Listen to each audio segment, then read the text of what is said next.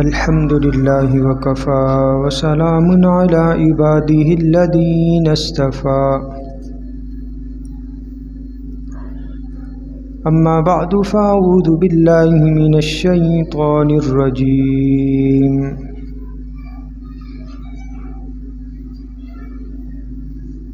قال الله تعالى في القرآن المجيد والفرقان الحميد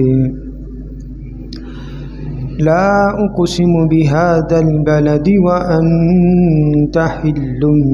بهذا البلد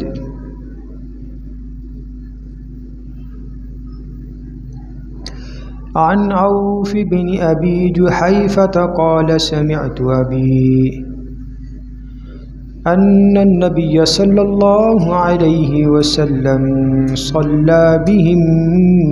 بالبطحاء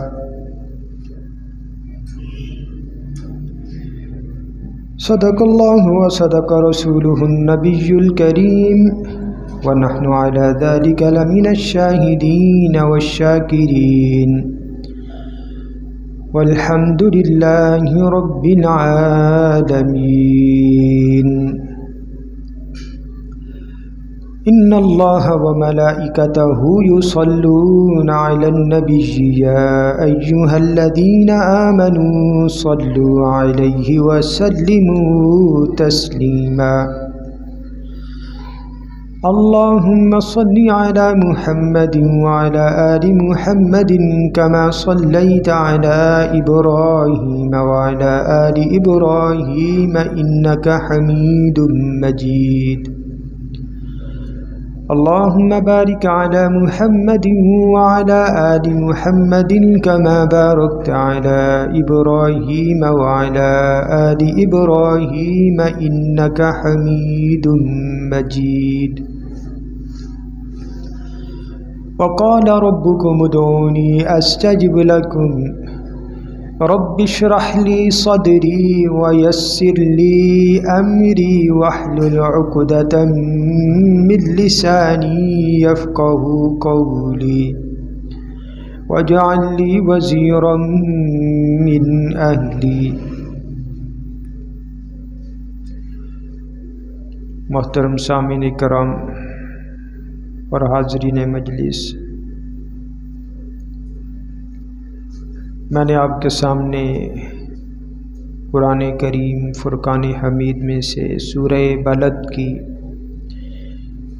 ابتدائی 2 آیات اور بخاری شریف کی ایک حدیث کا کچھ حصہ آپ کے سامنے تلاوت کیا ہے. دعا ہے اللہ تعالی ہمیں ان کے مفہوم کو سمجھنے اور ان پر عمل کرنے کی توفیق عطا فرمائے. حضور نبی کریم صلی اللہ علیہ وسلم کے اسماء مبارکہ کے موضوع کے متعلق کچھ عرصہ سے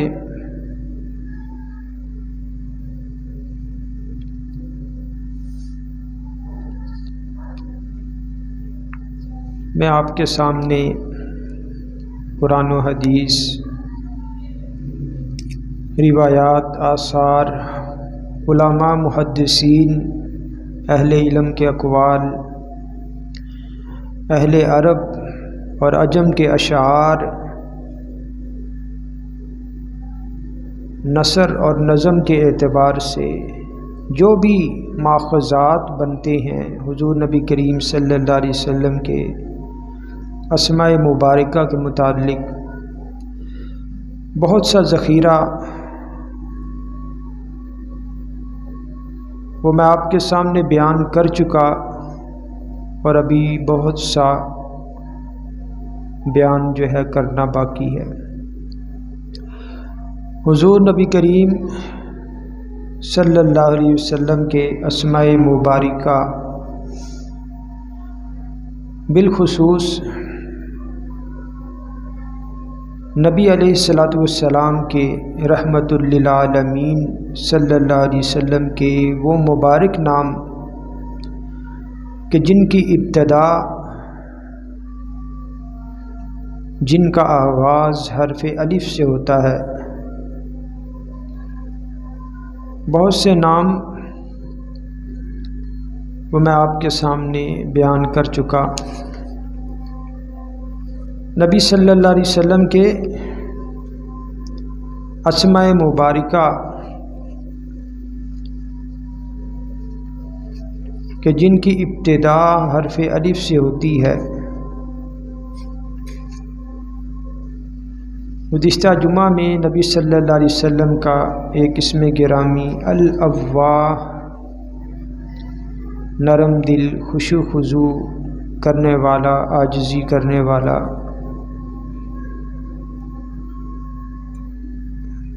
اس کو میں نے ذکر کیا۔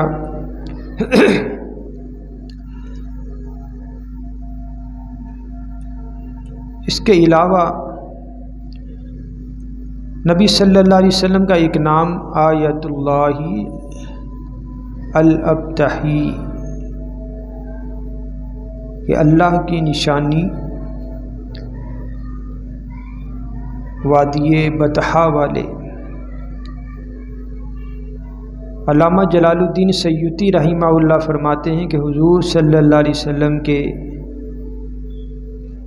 اس مبارک نام کو امام ابن خالویہ نے اخذ کیا ہے اور بیان کیا ہے، اور ابن دہیہ رحمہ اللہ فرماتے ہیں یہ ابتح کی طرف منسوب ہے،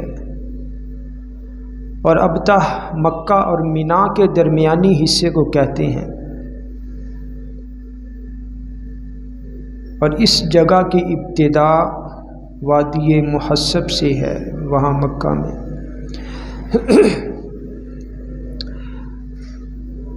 ابتح کا جو لفظ ہے لغت میں، ڈکشنری میں ایسی وادی کو کہتے ہیں کہ جو کنکریوں والی اور جس میں سنگریزے ہوں، چھوٹی چھوٹی کنکریاں ہوں جس وادی میں۔ اللہ تعالیٰ آپ سب کو مکہ اور مدینہ کی زیارت نصیب فرمائے، جہاں مکہ گورنر ہاؤس ہے،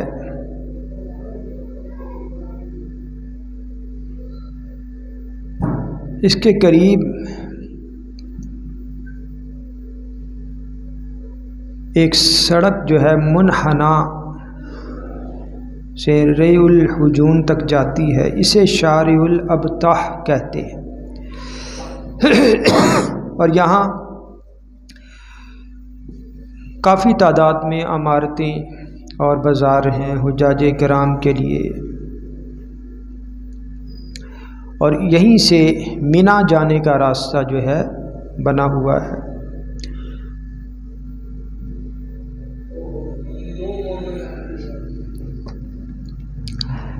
تو اہل علم حضرات بیان فرماتے ہیں کہ آپ صلی اللہ علیہ وسلم قریش البطاح سے تعلق رکھتے تھے۔ حضور صلی اللہ علیہ وسلم کی آپ کے 5ویں جو جد تھے قصے، جب کعبہ کے متولی بنے اور مکہ مکرمہ کے امیر مقرر ہوئے تو انہوں نے مکہ معظمہ کو اپنی قوم کے لیے 4 حصوں میں تقسیم کر دیا۔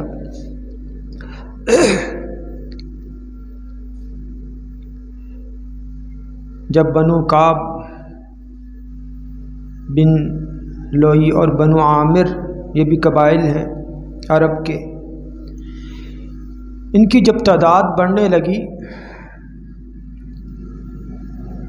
تو انہوں نے بنو محارب اور بنو جو حارث ہیں، یہ بھی عرب کے قبائل ہیں، ان کو بطاح سے ظواہر کی طرف نکلنے پر مجبور کر دیا۔ اب ظواہر سے وہ علاقہ مکہ مکرمہ کے ارد گرد کا مراد ہے جو حرم شریف سے خارج اور باہر ہے، اور اس ظواہر کی حدود کو عرب کے شعراء نے بیان کیا ہے اپنے اشعار میں کہ فلو شہدتنی من قریش اصابہ قریش البطاح الی قریش الظواہر۔ اسی طرح عرب کا ایک شاعر تھا فرزدق، اس نے بھی لکھا اپنے کلام میں تنحى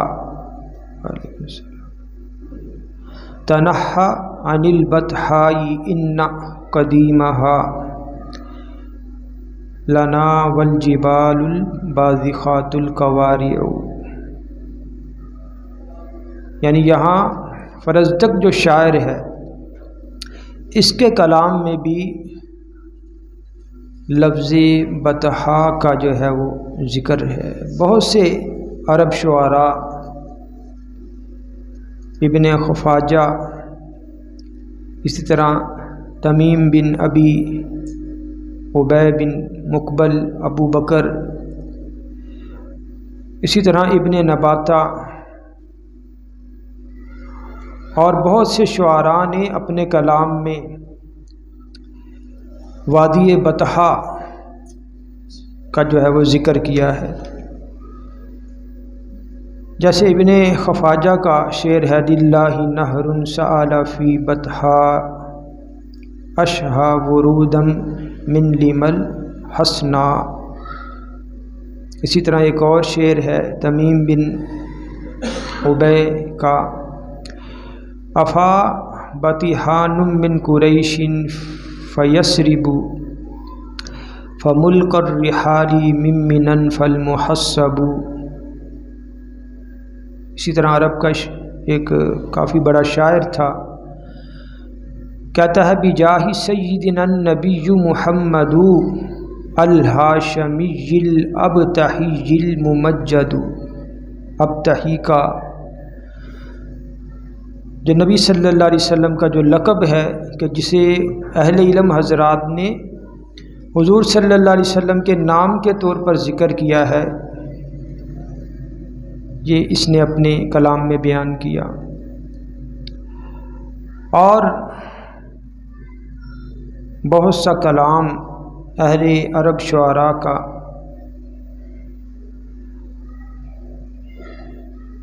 جیسے رفاع الطہطاوی کا شعر ہے ابتحی لولاہ ما فاح من مکہ عرف التعریف فی عرفات۔ اسی طرح ابو الہدا السیادی کا شعر تلاحظ مظہری منہم عیون بہا اندمجت شؤون الابتحی۔ تو بہت سے عرب شعراء نے حضور صلی اللہ علیہ وسلم کا یہ جو لقب ہے کہ جس کو اہل علم حضرات نے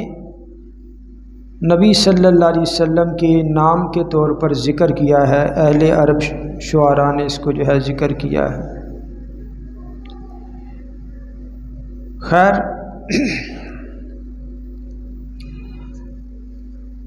تو محققین کہتے ہیں جو مورخین ہیں انہوں نے تحقیق کی تو کہتے ہیں کہ قریش جو تھے بطاح میں کعب بن لوئی کے قبائل جیسے بنی عبد مناف، بنی عبد الدار، بنی زہرہ بن کلاب، بنی مخزوم بن نقطہ، بنی تمیم بن مرہ، اسی طرح بنی عدی بن کعب، بنی عامر لوئی یہ بھی قبیلہ تھا۔ تو یہ سارے جو ہے قریش بطاح میں یہ قبائل جو ہے وہ شامل ہیں، اور کہتے قریش ظواہر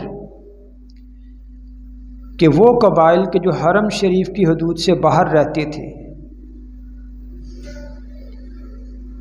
وہ فہر کے دو بیٹے محارب حارث کی اولاد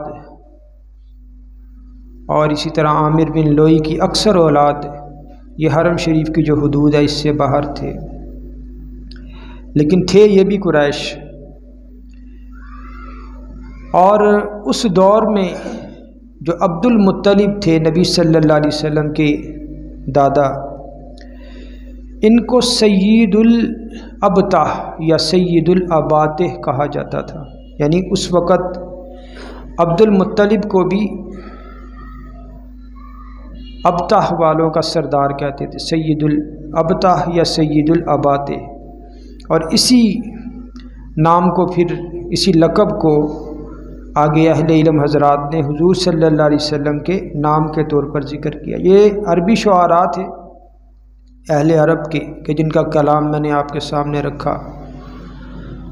اردو کے جو شعراء ہیں ان کا بھی اگر ہم کلام دیکھتے ہیں تو ایک شاعر نے کہا کہ وہ آئے جن کے آنے کی زمانے کو ضرورت تھی، نبی صلی اللہ علیہ وسلم کے بارے میں، کہ وہ آئے جن کے آنے کی زمانے کو ضرورت تھی، وہ آئے جن کی آمد کے لیے بے چین فطرت تھی، وہ آئے نغمہ داؤد میں جن کا ترانہ تھا، وہ آئے گریہ یعقوب میں جن کا فسانہ تھا، اور آخر میں کہتا ہے وہ آئے جن کی خاطر مضطرب تھی وادی بطحا، وہ آئے جن کے قدموں کے لیے کعبہ ترستا تھا۔ تو یہاں اردو زبان کے جو شعراء ہیں انہوں نے بھی وادی بطحا کا ذکر اپنے اشعار میں جو ہے وہ کیا ہے۔ خیر چند احادیث وہ میں آپ کے سامنے رکھوں گا کہ جہاں حضور نبی کریم صلی اللہ علیہ وسلم کا اسم گرامی ابتہی جو ہے وہ اخذ کیا جا سکتا ہے، جن احادیث میں بطحا کا لفظ آیا ہے، بطحا۔ امام بخاری نے عون بن جحیفہ ان سے روایت کی ہے کہ انہوں نے اپنے والد سے سنا ان النبی صلی اللہ علیہ وسلم صلی بہم بالبطحا، کہ نبی صلی اللہ علیہ وسلم نے بطحا کا جو مقام ہے وہاں لوگوں کو نماز پڑھائی، اس حال میں کہ آپ کے سامنے ایک چھڑی تھی انزا، جس طرح ہم نمازی کے آگے کوئی سترہ رکھ دیتے ہیں تاکہ وہ نماز میں خلل نہ آئے، گزرنے والا گزر جائے۔ اسی طرح امام بخاری رحمہ اللہ نے سالم بن عبداللہ بن عمر رضی اللہ تعالیٰ عنہ سے روایت کیا ہے کہ ان کے والد نے حضور صلی اللہ علیہ وسلم کو معرس، ایک مقام ہے، ایک جگہ کا نام ہے، ذوالحلیفہ کی بطن وادی میں، وادی عقیق میں حضور صلی اللہ علیہ وسلم کو خواب دکھایا گیا، آپ کو خواب آیا، اور جس میں حضور صلی اللہ علیہ وسلم سے کہا گیا کہ انکا ببطحاء مبارکہ، کہ آپ اس وقت بطحاء مبارکہ میں ہیں۔ تو یعنی یہ روایت بھی سالم بن عبداللہ بن عمر سے امام بخاری روایت کرتے ہیں۔ اسی طرح صحابی رسول حضرت ابو موسیٰ اشعری رضی اللہ تعالیٰ عنہ سے روایت ہے کہ نبی صلی اللہ علیہ وسلم نے مجھے میری قوم کے پاس یمن بھیجا، ابو موسیٰ اشعری یہ اپنی قوم کے پاس اللہ کے نبی نے انہیں بھیجا یمن میں۔ تو فرماتے جب حجۃ الوداع کے موقع پر میں حضور صلی اللہ علیہ وسلم کے پاس آیا تو فجئت وہو بالبطحاء، جب میں حضور صلی اللہ علیہ وسلم کے پاس آیا تو حضور صلی اللہ علیہ وسلم بطحا میں تشریف فرما تھے، بطحا جو وادی ہے۔ اسی طرح بخاری شریف کی ہی روایت ہے حضرت عبداللہ بن عباس رضی اللہ تعالیٰ عنہ سے ان النبی صلی اللہ علیہ وسلم خرج الی البطحاء، کہ حضور صلی اللہ علیہ وسلم بطحا کی طرف تشریف لائے۔ وہ جو مشہور روایت ہے کہ حضور صلی اللہ علیہ وسلم پہاڑی پہ چڑھتے ہیں اور کہتے ہیں یا صباح، کسی کو متوجہ کرنے کے لیے، کسی مجمع کو متوجہ کرنا ہو تو عربی میں کہتے ہیں یا صباح، قریش اس آواز پہ جمع ہو گئے، تو انہوں نے، اب ظاہری بات ہے کہ عرب میں یہ رواج تھا کہ جو کہتا ہے یا صباحا کہتا ہے تو لوگ سمجھتے کہ بہت اس وقت کوئی آدمی انتہائی ضرورت کے تحت پکار رہا ہے، یا تو وہ کوئی مشکل میں ہے یا وہ کوئی اہم اطلاع دینا چاہتا ہے۔ تو لوگ جمع ہو گئے، حضور صلی اللہ علیہ وسلم نے ان سے پوچھا تمہارا کیا خیال ہے اگر میں تمہیں بتلاؤں کہ دشمن تم پر صبح کے وقت یا شام کے وقت حملہ کرنے والا ہے، کیا تم میری تصدیق کرو گے؟ تو حضرت عبداللہ بن عباس رضی اللہ تعالیٰ عنہ فرماتے ہیں، اب لوگوں کا مجمع تھا، کہنے لگے ہاں ہم ضرور تصدیق کریں گے آپ کی۔ تو حضور صلی اللہ علیہ وسلم نے فرمایا میں تمہیں سخت عذاب سے ڈراتا ہوں جو تمہارے سامنے سے آ رہا ہے، قریب ہے، آنے والا ہے۔ تو ابو لہب جو حضور صلی اللہ علیہ وسلم کا چچا تھا کہنے لگا محمد تم تباہ ہو جاؤ،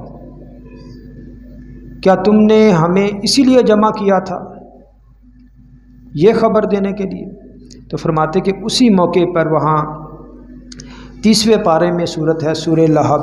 تبت یدا ابی لہب وتب، یہ جو ہے نازل ہوئی۔ تو یعنی اس روایت میں بھی جو حضرت عبداللہ بن عباس رضی اللہ تعالیٰ عنہ سے مروی ہے، بطحا کا جو لفظ ہے وہ آ رہا ہے، اور اسی لفظ سے اہل علم حضرات نے نبی صلی اللہ علیہ وسلم کا اسم مبارک ابتحی اخذ کیا ہے کہ وادی بطحا والے۔ اسی طرح سنن ابی داؤد، یہ بھی حدیث کی کتاب ہے، صحاح ستہ میں سے ہے، اور صحابی رسول حضرت جابر رضی اللہ تعالیٰ عنہ روایت کرتے ہیں ان النبی صلی اللہ علیہ وسلم امر عمر بن الخطاب زمن الفتح، کہ نبی صلی اللہ علیہ وسلم نے سیدنا عمر بن خطاب رضی اللہ تعالیٰ عنہ کو فتح مکہ کے وقت حکم دیا۔ زمن الفتح سے مراد فتح مکہ، وہو بالبطحا، جبکہ آپ بطحا میں تھے، ان یأتی الکعبۃ، آپ کو حکم دیا کہ آپ کعبہ شریف میں جائیں اور جتنی تصویریں ہوں سب کو مٹا ڈالیں۔ تو پہلے حضرت عمر فاروق رضی اللہ تعالیٰ عنہ کے کعبے کے اندر جتنی تصویریں تھیں مٹائیں، اس کے بعد حضور صلی اللہ علیہ وسلم کعبہ میں اندر تشریف لے۔ تو یہ بھی روایت سنن ابی داؤد کی کیا ہے، بطحا کا لفظ جو ہے موجود ہے، اور اسی لفظ سے اہل علم حضرات حضور صلی اللہ علیہ وسلم کا اسم گرامی ابتحی وادی بطحا والے اخذ کرتے ہیں۔ اور بہت سی سینکڑوں روایات ہیں اس کے علاوہ۔ اسی طرح ایک درود پاک ہے، اللہم صلی وسلم علی محمد النبی الامی العربی القرشی الہاشمی الابتحی التہامی المکی المدنی، یہ درود پاک۔ تو یہاں بھی حضور صلی اللہ علیہ وسلم کا جو لقب ہے اور اسم مبارک ہے ابتحی، اہل علم حضرات نے درود پاک میں بھی نبی صلی اللہ علیہ وسلم کے اس مبارک نام کو جو ہے بیان کیا۔ اب جتنے بھی حروف مقطعات ہیں قرآن پاک میں، جیسے الف لام میم ہے، الف لام میم را ہے، اسی طرح الف لام را ہے، الف لام میم صاد ہے، تو اہل علم حضرات تو یہی کہتے ہیں، اب کیونکہ ان کا معنی معلوم نہیں ہے، جتنے بھی حروف مقطعات ہیں، جتنی صورتوں کے شروع میں، جیسے سورہ بقرہ کے شروع میں ہے، ان کا معنی معلوم نہیں۔ اس کے بارے میں علامہ جلال الدین سیوطی رحمہ اللہ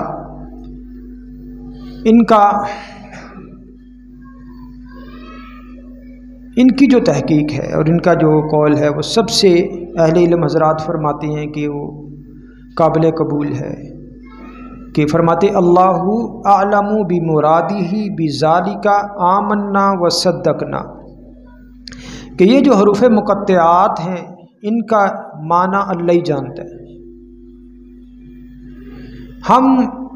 ان پر ایمان لاتے ہیں اور یہ تصدیق کرتے ہیں کہ یہ بھی قرآن ہے، اور ان کے پڑھنے پر بھی اتنا ہی ثواب ہے جس طرح کہ ان حروف اور ان کلمات کے پڑھنے کا ثواب ہے کہ جن کا معنی بیان کیا گیا ہے۔ اگرچہ ان کا معنی معلوم نہیں ہے لیکن پھر بھی ہر حرف پہ وہی 10 نیکی ہیں۔ تو علامہ جلال الدین سیوطی فرماتے ہیں کہ یہ جو حروف مقطعات ہیں، بعض علماء اہل علم حضرات نے فرمایا کہ یہ اللہ کے اسماء مبارکہ میں سے ہے، یہ اللہ کے نام ہیں، لیکن ابن دہیہ رحمہ اللہ کے بارے میں علامہ جلال الدین سیوطی فرماتے ہیں کہ انہوں نے بیان کیا ہے کہ الف لام میم را اور الف لام میم صاد یہ حضور صلی اللہ علیہ وسلم کے نام بھی ہیں، یعنی انہوں نے یہ ان کی رائے ہے، اور جسے علامہ جلال الدین سیوطی رحمہ اللہ نے اپنی کتاب میں جو ہے وہ اسماء النبی میں ذکر کیا ہے۔ خیر، تو یعنی یہ جو حروف مقطعات ہیں الف لام میم را، الف لام میم، الف لام را، الف لام میم صاد،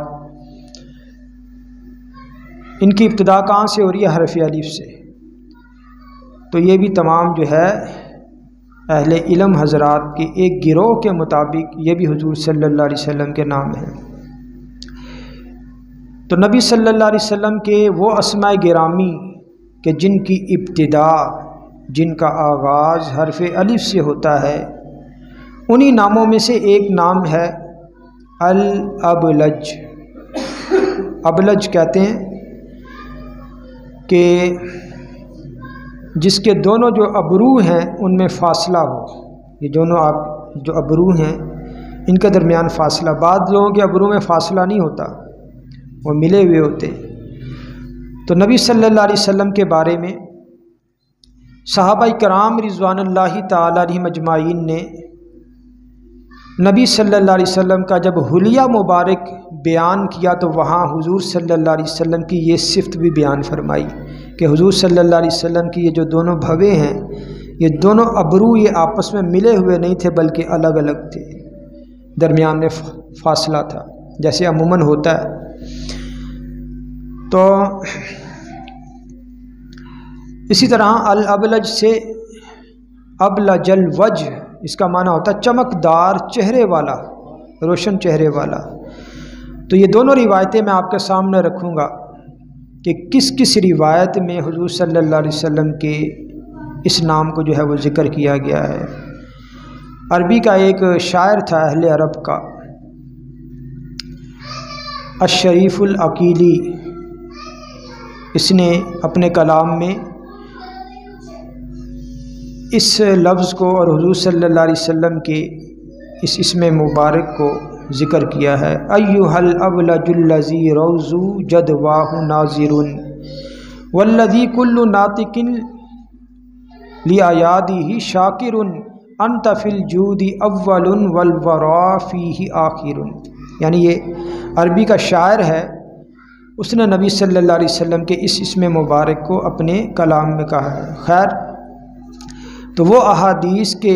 جن احادیث میں حضور صلی اللہ علیہ وسلم کے اس اسم مبارک ابلج کو ذکر کیا گیا ہے، امام احمد بن حنبل رحمہ اللہ نے اپنی کتاب مسند امام احمد میں یوسف بن مازن ایک شخص ہیں، ان کے حوالے سے بیان کیا ہے کہ حضرت علی رضی اللہ تعالیٰ عنہ سے کسی آدمی نے درخواست کی کہ امیر المؤمنین ہمیں رسول اللہ صلی اللہ علیہ وسلم کا حلیہ بتائیے کہ نبی صلی اللہ علیہ وسلم کا حلیہ کیا تھا۔ تو آپ نے فرمایا کان لیس بالذاہب طولا وفوق الربع، کہ حضور صلی اللہ علیہ وسلم بہت زیادہ لمبے قد کے نہ تھے، درمیانے قد سے تھوڑے اونچے تھے، یعنی بالکل چھوٹا قد بھی نہیں تھا، بالکل لمبا بھی قد نہیں تھا، درمیانے سے تھوڑا قد جو ہے وہ اونچا تھا۔ اذا جاء مع القوم غمرهم، لیکن جب رسول اللہ صلی اللہ علیہ وسلم لوگوں کے مجمع کے ساتھ آ رہے ہوتے تھے تو سب سے اونچے محسوس ہوتے تھے۔ یہ حضور کی شان تھی کہ چاہے حضور مجمع میں تشریف لا رہے ہیں، کسی کا قد اونچا بھی ہے لیکن حضور سب سے اونچے نظر آتے تھے۔ فرمایا کہ اب یازا شدید الوضح، سفید کھلتا ہوا رنگ تھا، سفید کھلتا ہوا رنگ، کیسا کھلتا ہوا رنگ کہ بسا اوقات انسان سفید رنگ بھی وہ آنکھوں کو کھاتا ہے، لیکن یہ ایسا کھلنے والا رنگ تھا کہ آنکھیں تھکتی نہیں تھی۔ زخم الحام، سر مبارک بڑا پرشوکت تھا۔ اغرا، روشن کشادہ پیشانی، پیشانی روشن تھی۔ اب لجا، اب دیکھیں یہ اب لج کا لفظ آیا کہ حضور صلی اللہ علیہ وسلم کے جو دونوں ابرو تھے وہ آپس میں ملے ہوئے نہیں تھے بلکہ درمیان میں فاصلہ تھا۔ حدیب الاشفار، پلکیں گھنی اور طویل تھی۔ یہ جو آنکھوں کی پلکیں ہوتی ہیں یہ رسول اللہ صلی اللہ علیہ وسلم کی گھنی تھی اور کیا تھی؟ طویل تھی۔ تو اس میں خوبصورتی چہرے کی اور آ جاتی ہے۔ شطن الکفین والقدمین، حضور صلی اللہ علیہ وسلم کے جو ہاتھوں کی مبارک ہاتھوں کی ہتھیلیاں اور قدم مبارک بھرے ہوئے تھے، یعنی وہ پرگوشت تھے۔ ایک ہوتا ہے کہ ہاتھ اور پاؤں کا جو جسم ہے اس میں گوشت کم ہوتا ہے، نہیں، حضور صلی اللہ علیہ وسلم کی ہتھیلیاں پرگوشت تھیں، بھری ہوئی، اور اسی طرح پاؤں بھی جو تھے وہ پرگوشت تھے۔ اذا مشا یتقلع، حضور صلی اللہ علیہ وسلم جب چلتے تو پوری قوت کے ساتھ قدم اٹھاتے۔ یہ نہیں کہ جو آدمی سست ہوتا ہے اس پتہ ہی نہیں جناب سستی سے جو جا رہا ہے، اور جو دیکھیں قدم ہم اگر اٹھا کر قوت کے ساتھ اٹھائیں گے تو پاؤں نیچے گھسیٹے گا نہیں۔ اب بعض ہم دیکھتے ہیں لوگوں کے پاؤں گھسٹ رہا ہوتا ہے، وہ پاس کھڑا بیٹھا یا گزر رہا، اس کو بھی وہ اس کی طبیعت پہ بھی بھاری گزرتا ہے، یار یہ کیا پاؤں اٹھا کر نہیں چل رہا۔ اذا مشا یتقلع، کہ رحمت للعالمین جب چلتے تو پوری قوت کے ساتھ پاؤں اٹھاتے۔ کانما ینحدر فی سبب، کہ گویا حضور صلی اللہ علیہ وسلم بلندی سے پستی کی طرف جا رہے ہوں، بلندی سے گھاٹی کی طرف اتر رہے ہوں، اس طریقے سے۔ کأن العرق فی وجہہ اللؤلؤ، حضور صلی اللہ علیہ وسلم کے چہرہ انور پر پسینہ موتیوں کی طرح چمکتا تھا۔ فرمایا لم ارا قبلہ ولا بعدہ مثلہ، حضرت علی رضی اللہ تعالیٰ عنہ فرماتے ہیں کہ آپ صلی اللہ علیہ وسلم سے پہلے یا آپ کے بعد آپ جیسا میں نے کوئی آدمی نہیں دیکھا۔ فرمایا بی ابی و امی صلی اللہ علیہ وآلہ وسلم، میرے ماں باپ آپ پر قربان۔ تو اب یہاں بھی کیا ہے، حضرت علی رضی اللہ تعالیٰ عنہ حضور صلی اللہ علیہ وسلم کا حلیہ مبارک ذکر کرتے ہیں تو اس میں حضور صلی اللہ علیہ وسلم کی صفت ابلج ذکر کرتے ہیں، اور اسی صفت کو اہل علم حضرات نے کیا ہے نبی صلی اللہ علیہ وسلم کے نام کے طور پر جو ہے وہ ذکر بھی کیا ہے، اور اس روایت سے یہ اخذ بھی ہوتا ہے۔ اسی طرح کنز العمال حدیث کی کتاب ہے، اور پھر ایک روایت طبرانی نے، ابو نعیم نے، ابن عساکر نے اور بہت سے محدثین نے، اہل علم حضرات نے مختلف طرق سے جو ہے روایت کیا کہ حبیش بن خالد خزائی اپنے والد سے اور دادا سے روایت کرتے ہیں، یعنی یہ راوی ہیں۔ ام معبد کا واقعہ، ام معبد کا واقعہ آپ نے اہل علم حضرات سے سنا ہوگا کہ نبی صلی اللہ علیہ وسلم ہجرت کے موقع پر مکہ سے جب مدینہ تشریف لے جاتے ہیں، ساتھ کون ہیں؟ یار غار ابو بکر، اور حضرت ابو بکر صدیق رضی اللہ تعالیٰ عنہ کے غلام تھے عامر بن فہیرہ، یہ ان کے غلام تھے، یہ بھی صحابی تھے لیکن غلام تھے ابو بکر صدیق کے۔ دیکھیں سیدنا صدیق اکبر رضی اللہ تعالیٰ عنہ کو اللہ نے کیا مقام عطا فرمایا، ہجرت کے موقع پر خود رسول اللہ کے ساتھ ہیں، اپنا غلام، وہ غلام بھی حضور کی خدمت میں، اپنی سواری بھی، گھر سے جو زاد راہ تیار ہوا وہ بھی حضور صلی اللہ علیہ وسلم کی بیٹی ہیں، وہ تیار کر کے دیا۔ خیر، تو عامر بن فہیرہ ساتھ تھے، ان کے ساتھ ایک رہبر تھا عبداللہ بن اریقت اللیثی، اس کو معاوضہ دیا تھا کہ آپ کو یہ ہم معاوضہ دیتے ہیں، ہم نے مکہ سے مدینہ جانا ہے، تو اس طرح کسی ایسے راستے سے لے کے جاؤ کہ جہاں ہم محفوظ مقام ہو، ہم نکل بھی جائیں۔ بڑا ایمان افروز واقعہ ہے ہجرت کا کہ اللہ تعالیٰ کیسے نبی صلی اللہ علیہ وسلم کی مدد فرماتا ہے۔ اچھا، اب یہ حضرات جا رہے ہیں تو آگے ایک خاتون تھی ام معبد، بڑی دلیر اور بہادر خاتون تھی، اپنے خیمے کے باہر بیٹھی رہتی تھی، اور باہر بیٹھے چادر اوڑھ کے بیٹھ جاتی، کوئی دیکھتی کوئی مسافر آ رہا ہے، کوئی بھوکا ہے، کوئی پیاسا ہے، تو چلو اس کی مدد کر دیں، اس کو کوئی کھانا کھلا دیا، کسی کو پانی پلا دیا۔ یعنی دیکھیں کہ جب انسان من کا سچا ہو تو اسے اللہ آگے بھی کوئی ساتھی من کے سچے ہی جو ہے وہ عطا کر دیتا ہے، اللہ اس کے راستے دیکھو کیسے کھولتا ہے۔ جب انسان کے اپنے دل میں کھوٹ ہو تو پھر جب راستے میں رکاوٹیں آتی تو انسان دوسروں کو وہ کوستا ہے، یہ نہیں دیکھتا کہ میں من کا سچا نہیں ہوں۔ اب یہاں سے ام معبد دیکھا کہ خاتون بیٹھی ہیں، ابھی ان حضرات کو پیاس لگی، حضرت ابو بکر صدیق، حضور صلی اللہ علیہ وسلم،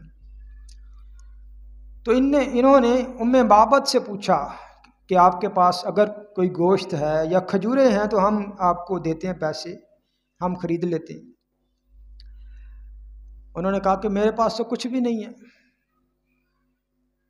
اب ان کے پاس زاد راہ بھی ختم ہو گیا، ام معبد کے پاس گھر میں بھی کچھ نہیں ہے،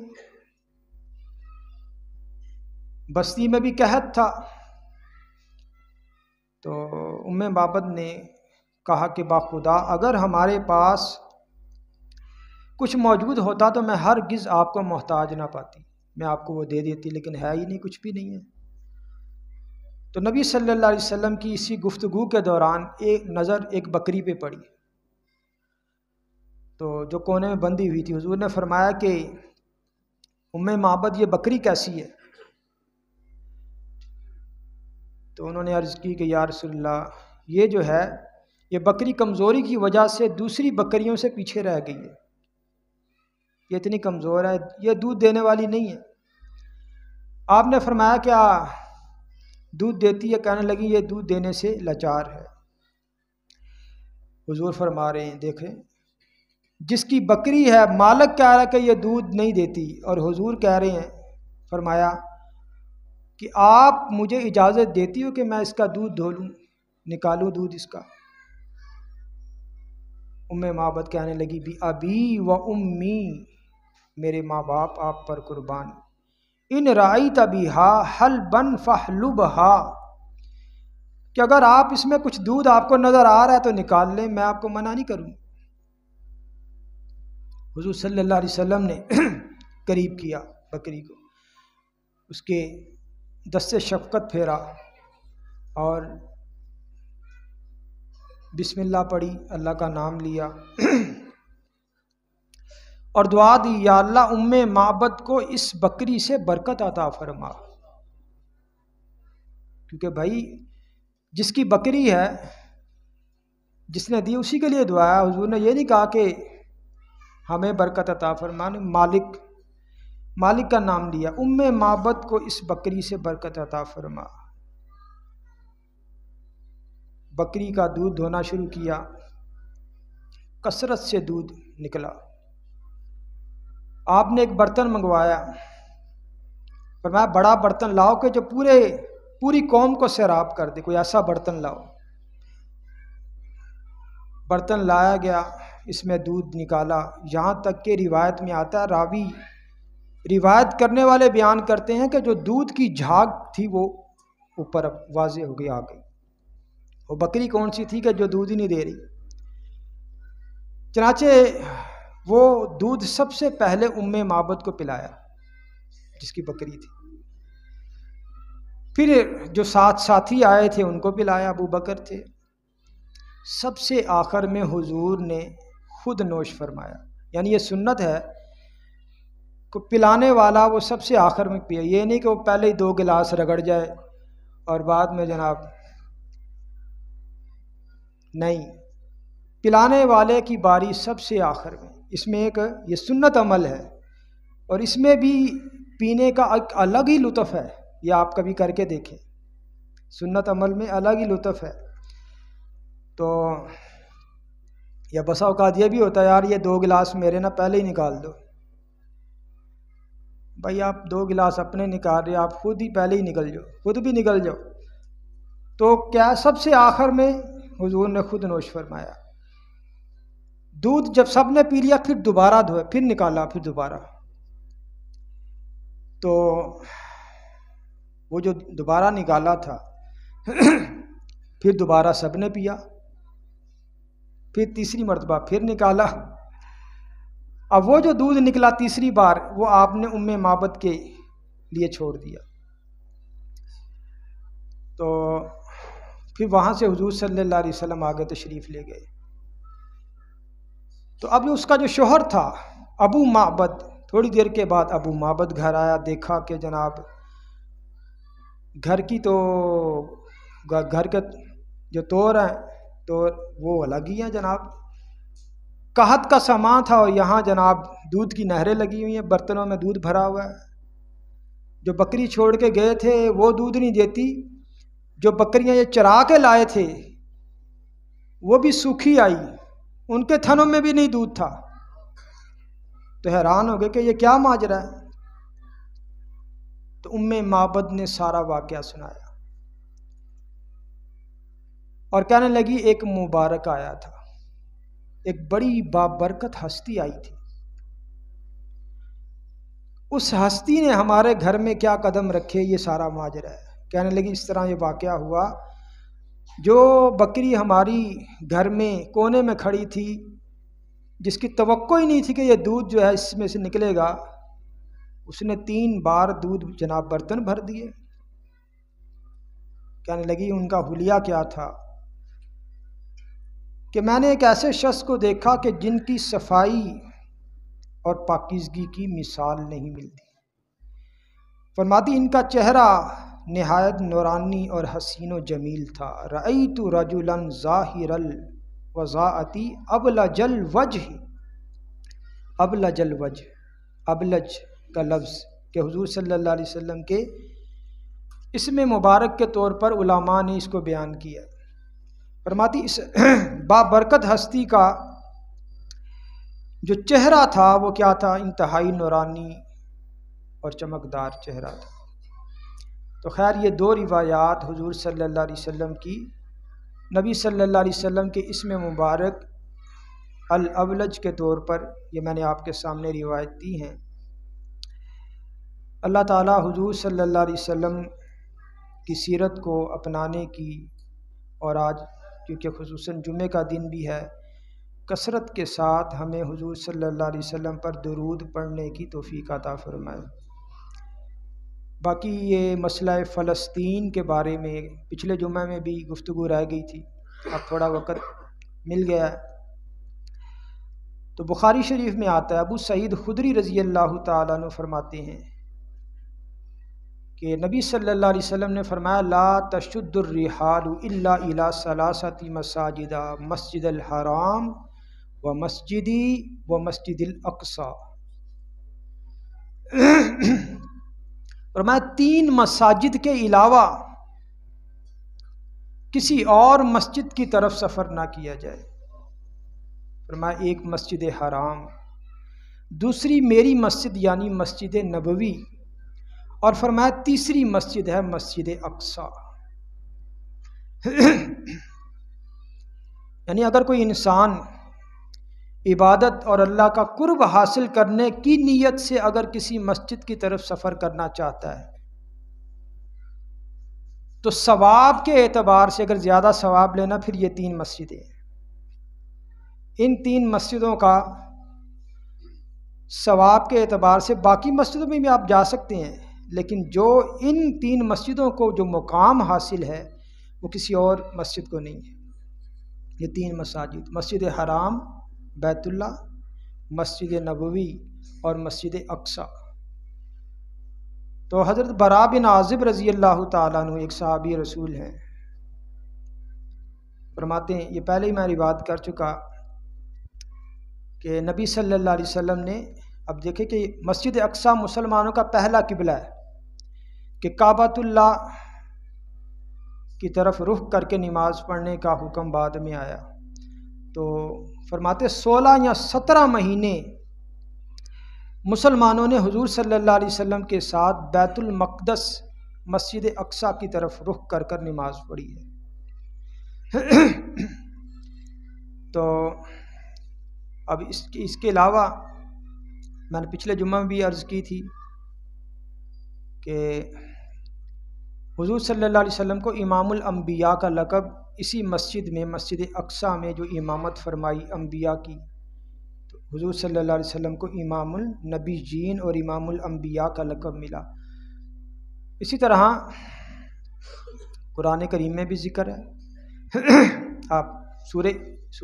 اسراء ہے 15واں پارہ جہاں سے شروع ہوتا ہے، سبحان الذی اسریٰ بعبدہ لیلا من المسجد الحرام الی المسجد الاقصی، کہ پاک ہے وہ ذات کہ جو اپنے بندے کو رات کے وقت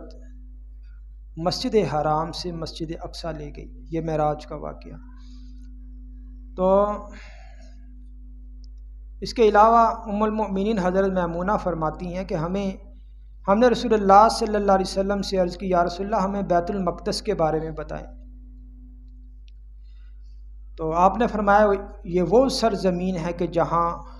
حشر نشر ہوگا، یعنی یہاں حساب کتاب ہوگا، ساری مخلوقات بیت اللہ شریف سے مسجد اقصی کا جو یہ حصہ ہے، اور یہ معراج کی بھی ایک منزل ہے، امام الانبیاء کا حضور کو لقب ملا۔ سنن ابن ماجہ میں صحابی رسول حضرت انس بن مالک سے روایت ہے کہ حضور صلی اللہ علیہ وسلم نے فرمایا مسجد اقصی میں نماز پڑھنے کا ثواب 50,000 نمازوں کے برابر ہے۔ ایک نماز پڑھنے کا ثواب جس طرح مسجد نبوی میں ہی 50,000 اور 50,000 ہی ادھر بھی، کیونکہ حضور صلی اللہ علیہ وسلم ادھر بھی تشریف لا چکے مسجد اقصی میں۔ تو اسی طرح سنن ابی داؤد کی روایت ہے، فرمایا مسجد اقصی سے مسجد حرام کے لیے حج یا عمرے کا احرام باندھنے سے، کوئی انسان مسجد اقصی سے حج کا احرام باندھتا ہے تو فرمایا اس کے اگلے پچھلے گناہ معاف کر دیے جاتے اور اس پر جنت جو ہے واجب کر دی جاتی ہے۔ اسی طرح مستدرک حاکم کی روایت ہے، حضرت ابو ذر غفاری رضی اللہ تعالیٰ عنہ روایت کرتے ہیں کہ ہم اس موضوع پر گفتگو کر رہے تھے کہ آیا مسجد نبوی کی فضیلت ہے یا مسجد اقصی کی، کون سی مسجد زیادہ فضیلت والی ہے؟ تو حضور صلی اللہ علیہ وسلم نے ہماری یہ باتیں سن کر فرمایا میری مسجد میں پڑھی جانے والی نماز، ایک نماز اس مسجد اقصی کی 4 نمازوں سے افضل ہے۔ یعنی ایک لحاظ سے مسجد نبوی کو بھی مسجد اقصی سے فضیلت ہے، چاہے وہ 50,000 ادھر بھی ہے، لیکن ایک اعتبار سے اس طرح بھی مسجد نبوی کو مسجد اقصی سے فضیلت ہے۔ اور فرمایا وہ نماز کی جگہ تو بہت ہی خوب ہے۔ یہ جملہ حضور کا امت کو ترغیب دلا رہا کہ مسجد اقصی میں جا کے نماز پڑھو، کہ وہ نماز کی جگہ تو بہت ہی خوب ہے۔ فرمایا ان قریب ایسا زمانہ آئے گا کہ لوگوں کو اگر گھوڑے کی ایک لگام کے برابر بھی کوئی ایسی جگہ مل جائے کہ جہاں سے وہ مسجد اقصیٰ کو دیکھ سکیں، مسجد اقصیٰ کی زیارت کر سکیں، تو ان کے نزدیک یہ زیارت پوری دنیا سے بہتر ہوگی۔ بھئی آج وہی لمحہ آ گیا نا کہ جس طرح اسرائیل میں اور فلسطین میں جو تصادم ہو رہا ہے اور مسلمانوں کو مسجد اقصیٰ سے جو روکا جا رہا ہے، یاد رکھیے گا کہ یہ حدیث ہمارے سامنے یہ بات واضح کرتی ہے کہ مسلمانوں کو جتنا مسجد اقصیٰ سے روکا جائے گا ان کے اندر اتنا ہی مسجد اقصیٰ کے دیدار کا شوق پیدا ہوگا۔ اگر نہیں ہو رہا تو یہ اپنے ایمان کو ٹٹولیں۔ میں ابھی کچھ عرصہ انہی دنوں میں کہ جب یہ اسرائیل حملے کر رہا ہے فلسطین پہ،